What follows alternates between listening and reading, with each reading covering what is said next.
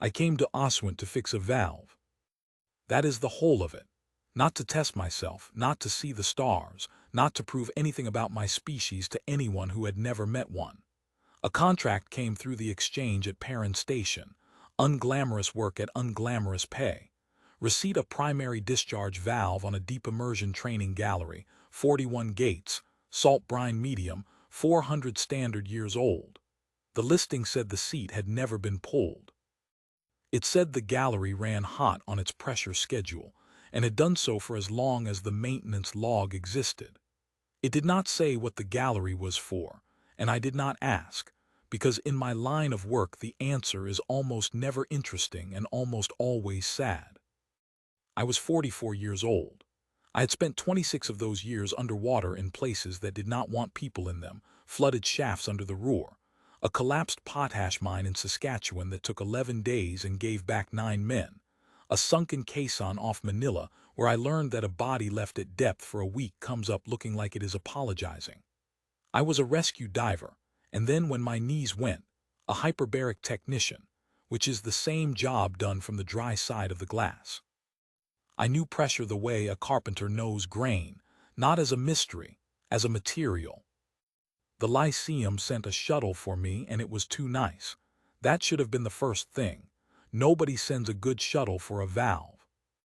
Cardon Lyceum sat on a chalk headland above a gray sea, white as a knuckle, its towers cut in long, clean planes that caught the daylight and held it. Everything about the place was bright. That is what I remember most later when people ask, and they ask in a way that expects me to say it was dark down there. The Lyceum was the brightest building I have ever stood in. Even the water was lit. A Vask met me at the shuttle pad. Vask are amphibious, roughly my height, with a lateral seam of gill plate running from the jaw down under the collar of their robes, and a translucent sac at the throat that fills and slackens with their speech. They do not blink. They have a membrane that sweeps, which is not the same thing, and it makes their attention feel like a door closing and opening. Marchetti Delphine, it said. Human, contract instrument 714. That's me. You are late by 109 minutes. Your shuttle was late by 109 minutes. The throat sac slackened. I would learn that this meant nothing had been resolved and nothing would be. Come, it said, you are to be entered. I said, I'm to be shown the valve. You are to be entered, it said again, patiently, the way you would correct a child about the order of the alphabet, and it turned and walked, and I followed it because my toolkit was on its cart. The records hall was the largest room in the Lyceum, and the only one without a window.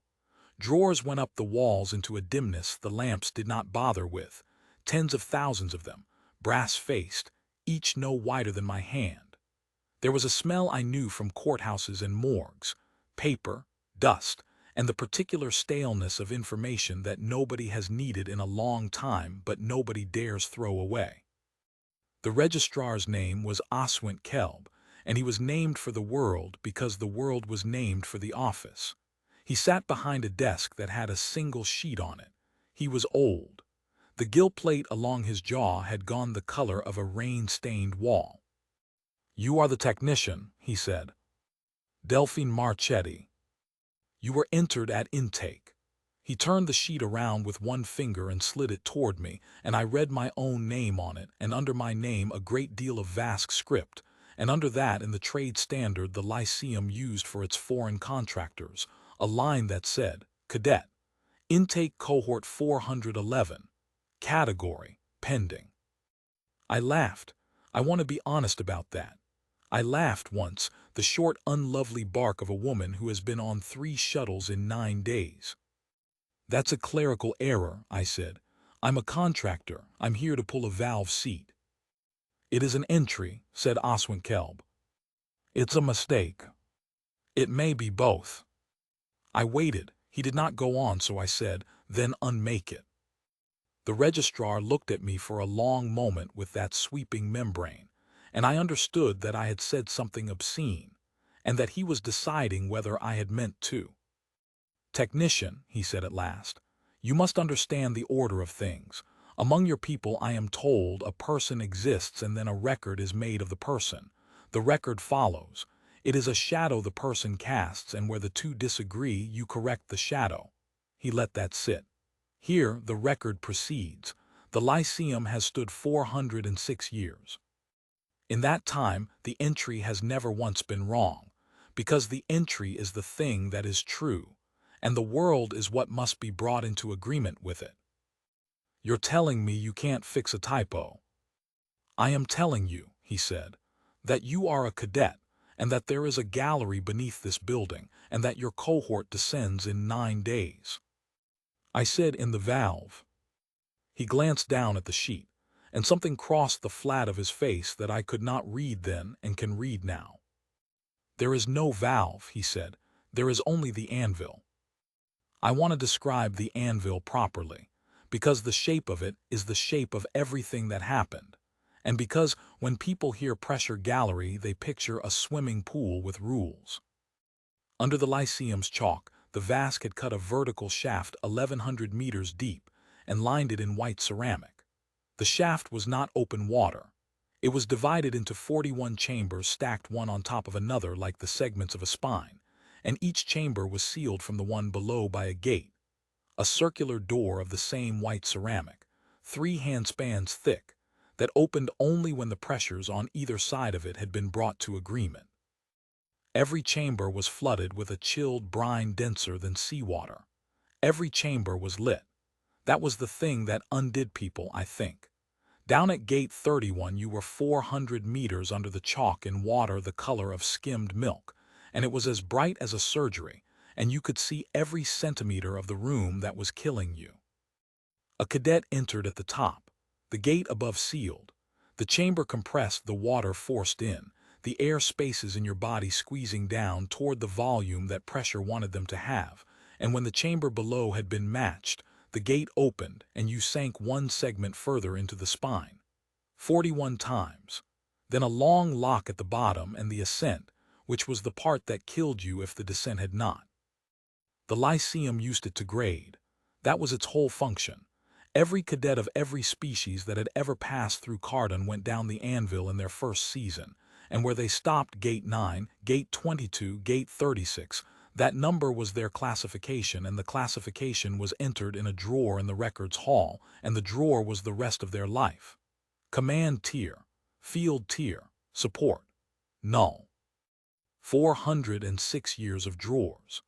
I did the arithmetic in my head on the walk down from the registrar's office and got something north of 90,000 cadets, and I remember thinking, with the mild professional interest of a woman who has spent her life around machines that eat people, that this was a great many data points for a device nobody had ever taken apart.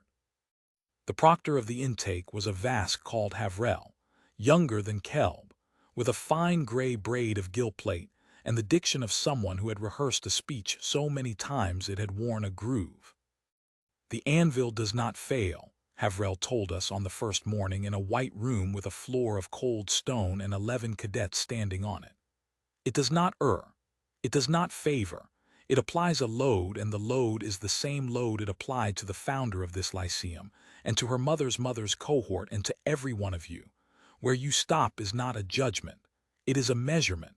Do not argue with a measurement. 11 of us. Let me put them down while I can still see them. Gruvin was Andrek, which meant he was 2.5 meters of cartilage-plated bulk from a world with a crushing atmosphere and a sea that was mostly rock, and he had been born, so far as he was concerned, already holding a classification he was merely waiting to be handed. He had a broad gray face and small mild eyes, and the specific, unhurried cruelty of a creature that has never once been physically afraid. Sooth of Marin was Andrek too, smaller, quieter, with a chipped plate over one eye ridge that he never explained. Weft was Tellish, and Tellish are small, my chest height, and hollow-boned and buoyant, and everybody in that room, including Weft, knew he would stop somewhere in the teens. There were 3 Vask siblings, whose names I never separated properly. There were 2 cadets from a world called Alm, whose language the translator rendered entirely in questions. There was a thing named Cassid, whose species I never learned and who spoke twice in 9 days. And there was me, human, category pending. Havrel said, "There is no shame in the number. There is only shame in the argument with the number." Gruvin looked at me across the room, and his mild little eyes went over me the way you look at a chair before you sit in it. And I looked back and thought about a valve seat that had never been pulled in 400 years, and about a maintenance log that said the gallery ran hot on its pressure schedule, and had done so for as long as the log existed. Ran hot. That was the phrase in the contract. Somebody at some point had written that down, and then somebody else had decided it was a characteristic and not a fault. I raised my hand. Havrel stopped, the throat sac filled. Vask's eyes do not widen, but the room did. "Cadet," said Havrel. "The compression schedule," I said. "Between gates, how fast does the chamber take you down?" "At the rate the anvil determines." "Sure, what is it?" Havrel looked at me for a while. "The rate has not changed in 400 years." "That's not what I asked." "Cadet Marchetti," said Havrel, and the groove in the speech had been left, and the voice underneath it was less certain and therefore more honest. "You will find that the anvil answers questions in one place only, and it is not this room." I said, "That's fine," and put my hand down, and I meant it, because it was the first useful thing anyone had told me since I landed. They gave us 9 days. The others trained. The Andrek did static holds in a shallow tank, going down to a plate and staying there, coming up gray. The Vask siblings recited something.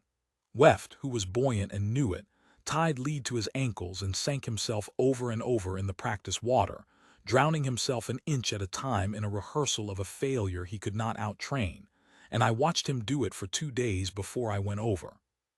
He came up spluttering and would not look at me. "Your ears," I said. "What?" "You're clearing them wrong, you're straining." I showed him. Pinch, soft push from the back of the throat, not the chest. That hard blow you're doing, that's going to round window you at about 8 gates, and you'll go deaf on one side and you'll think it's because you're tellish. It isn't. It's because you're doing it wrong. Weft stared up at me from the water with his hollow chest heaving. "You are a null," he said. It was not an insult. He said it the way you would say you are a Tuesday. It was in the drawer. "Pending," I said. He tried it. He came up the second time without the wince, and he did not thank me, and I did not expect him to, and the next morning I saw him doing it on the stairs when he thought no one was looking. Gruvin found me on the 4th night. I was in the gallery antechamber, which was a wide white room at the head of the shaft, with the first gate set into its floor like a drain for a building that had done something terrible. There were lamps in the water below the gate. I had my hand flat on the ceramic, feeling for the pump cycle, counting it, because I have never in my life been able to stand next to a running machine and not count it. "They will not let you take that." He was in the doorway. He had to duck. "Take what?" "The tools." He nodded at my kit, which I had brought down with me and which I had been told twice in writing that I would not be permitted to carry into the water. "You wish to cheat the anvil." "I want to know what the pump's doing." "It is compressing." "It's compressing at 11.4 seconds a cycle, and 40 minutes ago, it was compressing at 11.4 seconds a cycle, and this afternoon it was compressing at 11.4 seconds a cycle. And that's a fixed-rate pump on a variable volume column, which means it takes you down slower at the top and faster at the bottom. And it does not care that it's faster at the bottom. And somebody 400 years ago decided that was the character of the thing." I took my hand off the ceramic, so mostly I want to know who that somebody was. Gruvin came in. He moved very quietly for his size, which is true of most large things that have never needed to be quiet. "You are frightened," he said. "No. All the null are frightened. It is why they are null. The anvil takes what is soft." He crouched, which brought his face level with mine, and there was nothing in it, no anger, no malice, only the patient interest of somebody at the rail of an aquarium. It will find what is soft in you very early, human. Gate 6, Gate 7. I have read the depths of your species. There is one entry. A human came here in the 209th year. She stopped at Gate 4. That landed. I will not pretend it didn't. What was her name? It is not recorded, said Grooving, only the number. I said, yeah, that's the trouble with your filing, and I picked up my kit and I went to bed. They put us in the water at first light. You do not wear much in the anvil. A membrane suit, gill mask, a rebreather the size of a book, a thighslate that shows the gate count and nothing else, no depth, no time, no pressure. Havrel explained that a cadet who knows the number will fight the number. So you go down blind into brightness, which is a phrase I have thought about a great deal since. Gate 1 opened at a touch and we sank into a white room 40 meters across, 11 of us, drifting down through water so clear it was only visible where a body disturbed it. The gate above us sealed. The pumps took hold. Compression is not pain. This is the thing people never believe. It is a hand laid on you very gently and then leaned upon. Your sinuses fill. Your ears want your attention. The suit tightens where there is air trapped under it and you smooth it out with a palm the way you would smooth a bedsheet. The rebreather gets stiffer to pull on. Your voice, if you had one, goes stupid and high. I equalized and looked around at 10 aliens doing the same thing in 10 different ways, and I clocked in. That is the only way I can describe what I did in the anvil. I clocked in. Gate 2, Gate 3. The Alm cadets held hands, which I found unbearable and did not look at. Gate 4 went by, and I thought about a woman 200 years dead whose name was not written anywhere. And I put my hand flat on the ceramic as we sank past the seam and felt the pump cycle through my glove. 11.4, 11.4. And I did not have a wrench and I did not have a manometer. And I began, because I had nothing else to do for 1100 meters, to build one in my head. You can measure a pressure schedule without instruments if you have a body and a habit. I had both. The habit was from the Saskatchewan job, when we lost our gauges on day 3 and worked 4 more days on nothing but a count and the ache behind the eyes. What you do is you count your own breath against the stiffness of the demand valve, and you mark the moment your ears want clearing. And if you are very disciplined, you can hold the whole shape of a descent in your head as a curve. The curve the anvil drew was wrong. It was wrong in a way I could not yet name at Gate 6, but I knew its wrongness the way you know a stair is not the height of the other stairs. It was too eager low down. It got greedy. Weft went at Gate 11. He did it well, which nobody will ever record. He did not thrash. He hung in the middle of the white room with his hollow chest fluttering and one hand up flat, which is the signal, and Havrel's voice came out of the ceramic and said, Cadet Weft, 11. Ascend.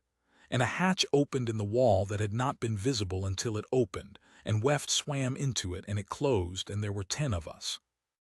11, that was Weft now. That was the whole of him in a drawer upstairs in a hall with no window. Gate 12 took one of the Vask siblings. Gate 14 took another and the third stayed, and I watched her not look at the wall where her sister had gone. Gate 16 took Cassid, who spoke for the third and last time as the hatch opened, and what Cassid said was thank you, and the translator gave it to me flat, without any way to know who it was for. Gate 19 is where Grooven dumped my air. I did not see him come.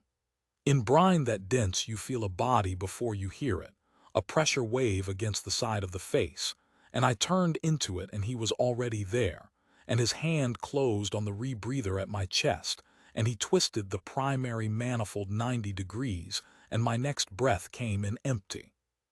He did not hold me. That is worth saying. He let go and drifted back a meter and hung there in the white light with his small, mild eyes and watched. Here is what happens in a human body when the breath does not come. There is a half-second when nothing happens at all. Then the diaphragm asks again, harder, and the throat closes, and the whole animal below your neck understands before you do, and it begins to argue for the surface. It is the most persuasive argument in the world. It has never once been wrong before. It is wrong now. I had been having this argument since I was 19. I put my left hand on the manifold and my right hand on the housing, because that is the order you do it in when the housing is what wants to spin. I turned it back. It took perhaps 2 seconds and they were long ones. Then I purged because he had let a bubble in, and I felt the cold slug of brine go past my teeth and out through the vent, and then I breathed, and the breath tasted of salt and metal, and I looked at Grooving. He was still watching, he had not moved. And I understood what he was doing, and it was not what I had assumed. He was not trying to drown me. If he had wanted that, he would have held the manifold. He was performing an experiment. He was measuring what was soft. So I did not swim at him. I did not signal Havrel. I turned my back on him, which cost me something, and which I did on purpose so that it would cost me something. And I went to the gate seam and put my flat hand on the ceramic and counted the pump. And when the pressures agreed and the gate rolled back, I sank through it ahead of him. Gate 19, gate 20. Behind me, and I did not turn around. I felt the pressure wave of a very large body not following as quickly as it might have. By gate 26 the light had changed, or my eyes had. The white had gone slightly blue and slightly narrow, and there was a hum in the water that I could not tell from a hum in my head, and the cadets were gone, both of them at 23 and 24, and I had not seen either hatch open, which frightened me more than the gates did. 4 of us, Grooving, Sooth of Marin, the last Vask sister, me. Down there the pump cycle was still 11.4 seconds, and the chambers were smaller, and the column above us was heavier, and every one of those cycles pushed more into us than the cycle before, and none of it was written anywhere. This is what I mean about the curve getting greedy. A fixed pump on a shrinking volume is an accelerating hand. Whoever had built the anvil had built it beautifully, and had built it in an age before anybody understood that a machine's character is usually just the shape of its oldest unrepaired fault. Somewhere around 29, the nitrogen came for me. Narcosis is not a monster. It is a friend at a party who wants to tell you something. Mine came as it always comes, a soft, warm certainty that everything was fine and slightly funny, and that the room was a room I had been in before, and that there was no particular reason to go on with all this counting. The counting is the answer to the counting. That is the trick nobody tells you. I started at 406, which was the age of the Lyceum, and went backwards by sevens. 406, 399, 392, 385. It is deliberately hard. That is the point. You cannot do it and also agree with the friend at the party. In the potash mine, we counted backwards by sevens from the number of days we had been down there, and the man who stopped counting was the man we lost on the 9th day, and I have never in 26 years let a descent go by without hearing his voice miss a number. 378, 371. The Vask sister stopped at gate 30. She was the last of her family, and she stopped clean, hand up, no drama, and the wall opened for her. 364, 357. Sooth of Marin stopped at 33. He had the chipped plate over his eye, and he was, I think, in a good deal of trouble by then. His gills were working out of sequence, and there was a tremor in the big, flat muscle of his shoulder. And I remember that before he raised his hand he looked at Grooving, and Grooving did not look back, and Sooth raised his hand. 2 of us. 350, 343. At gate 36 the anvil did the thing I had been waiting 9 days to catch it doing. The gate seam is where you feel it. Above the seam is the chamber you are in. Below is the chamber they are matching to you. When the two agree, the ceramic goes quiet, a true, dead quiet, the silence of two things at rest. Then the gate rolls. At 36 the ceramic did not go quiet, it shivered. It was a small thing. It was the smallest thing. If you have not spent your life with a hand on running machinery, you would have called it nothing, or called it the anvil, or called it the character of the gallery. What it was chatter, the specific high shudder of a seat that is not seated, A valve face that is being held closed by pressure alone, because the mechanism that should hold it closed has, some long time ago, gone slightly out of round. The chamber below was not equalizing. It was leaking up into us a little, past a face that no longer met its seat.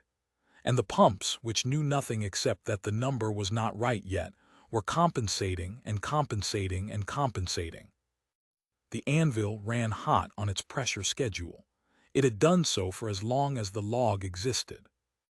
Because 400 years ago somebody had failed to reseat a discharge valve, and the machine had been fighting its own open wound ever since, and every cadet who had ever stopped in the deep gates had not been stopped by their limit. They had been stopped by an accelerating hand that was accelerating, because a piece of ceramic the size of my palm was 3 degrees out of true. 90,000 drawers. I hung at the seam of gate 36 in that bright cold water with my hand flat on the shivering wall, and the friend at the party leaned in to tell me it was funny, and I said 336 to myself, and then 329, and I did not laugh, and I went down. Greuven went down with me. He was not well.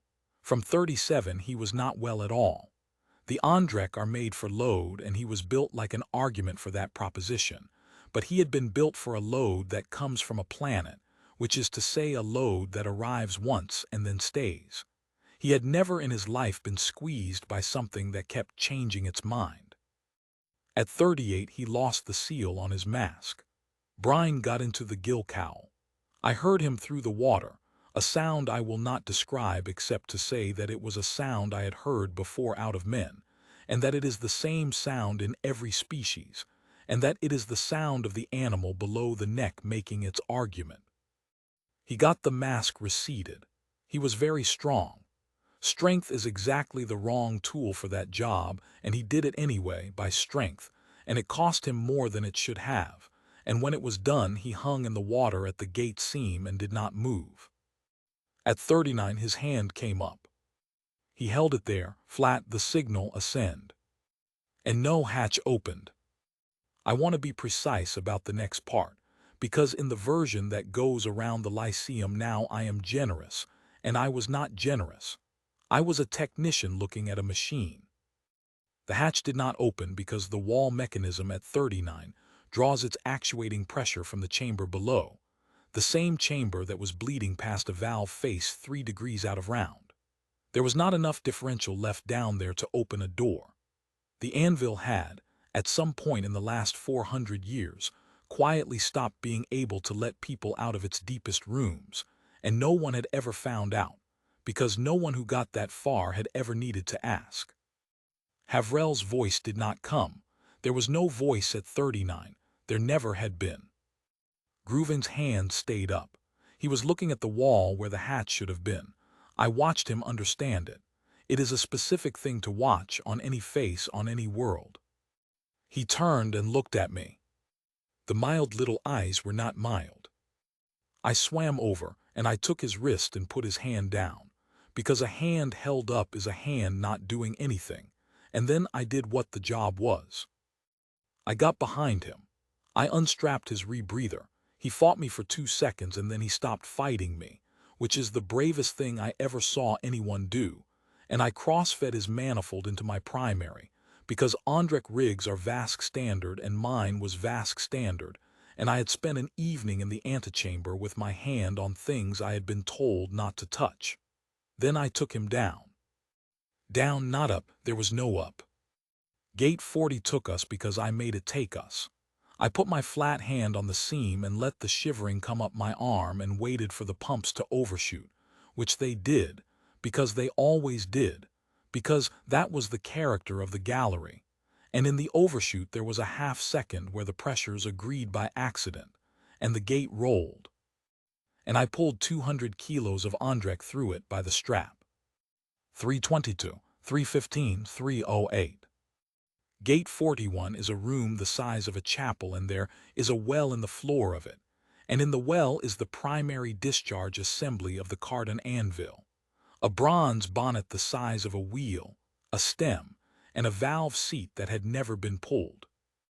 I had no tools. I had a thigh slate that showed a number and a strap and a man.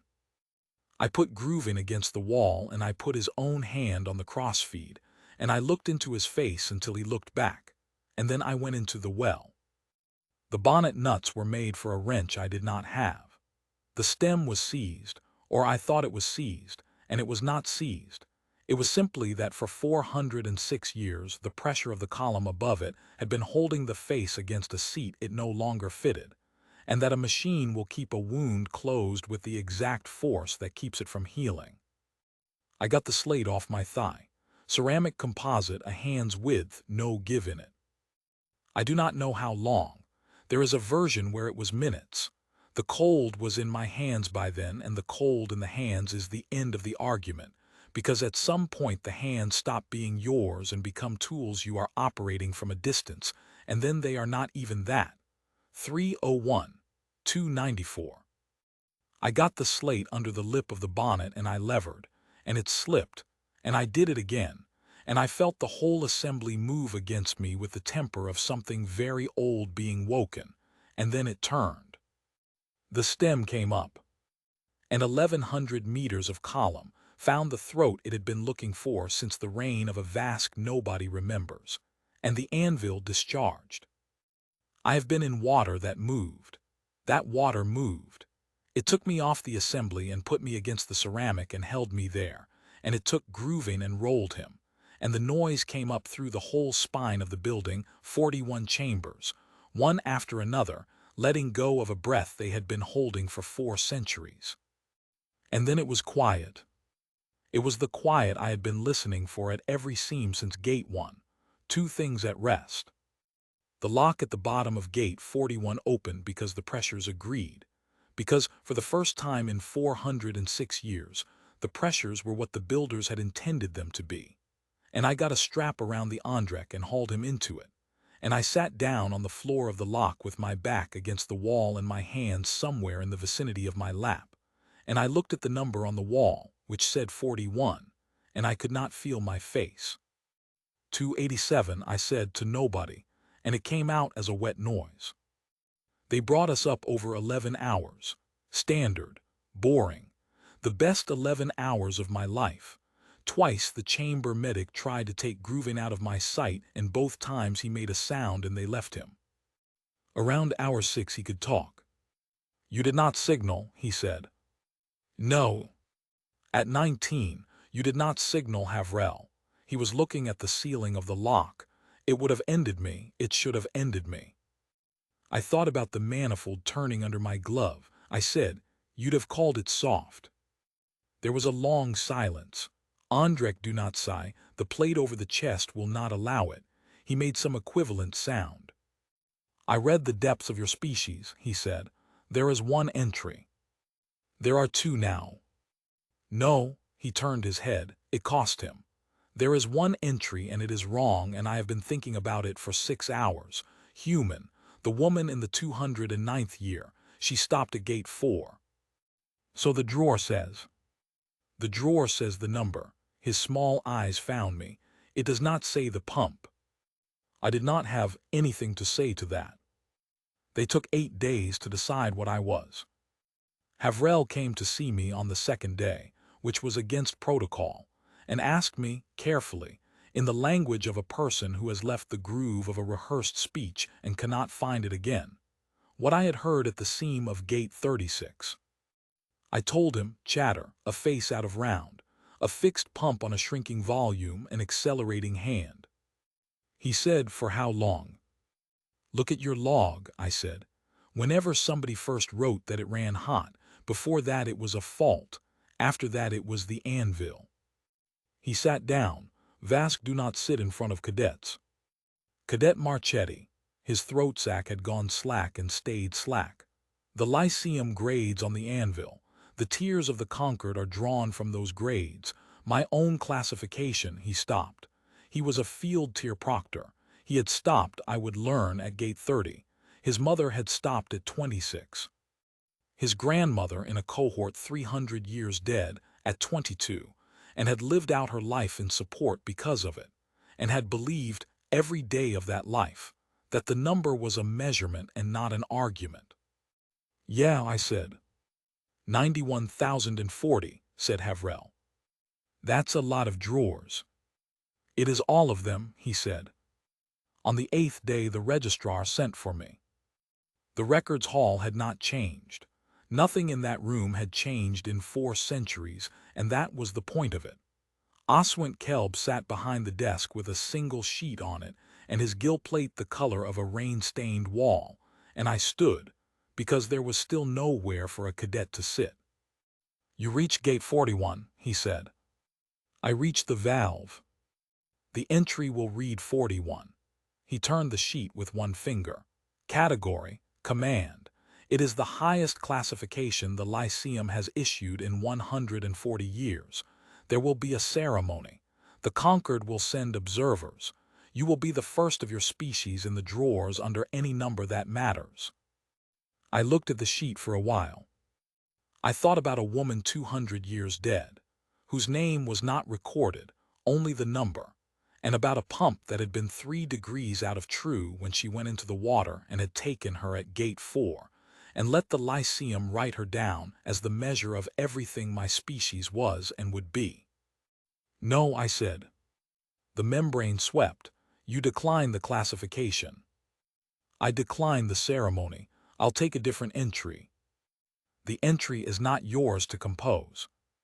Registrar, I said, you told me on my first day that the record precedes the person, that where the two disagree, the world is brought into agreement with the file. I put my hands on his desk because they had come back to me by then and they were steady. I'm holding you to it. He was silent a long time. Speak, he said. So I gave it to him, and he wrote it, because he was a Vasque and it was true and therefore it could not be refused, and what I gave him was not a classification. It was a maintenance log.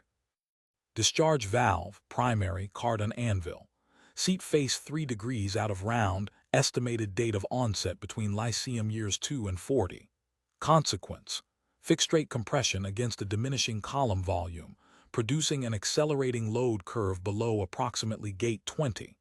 Secondary consequence, insufficient differential at deep gate egress hatches.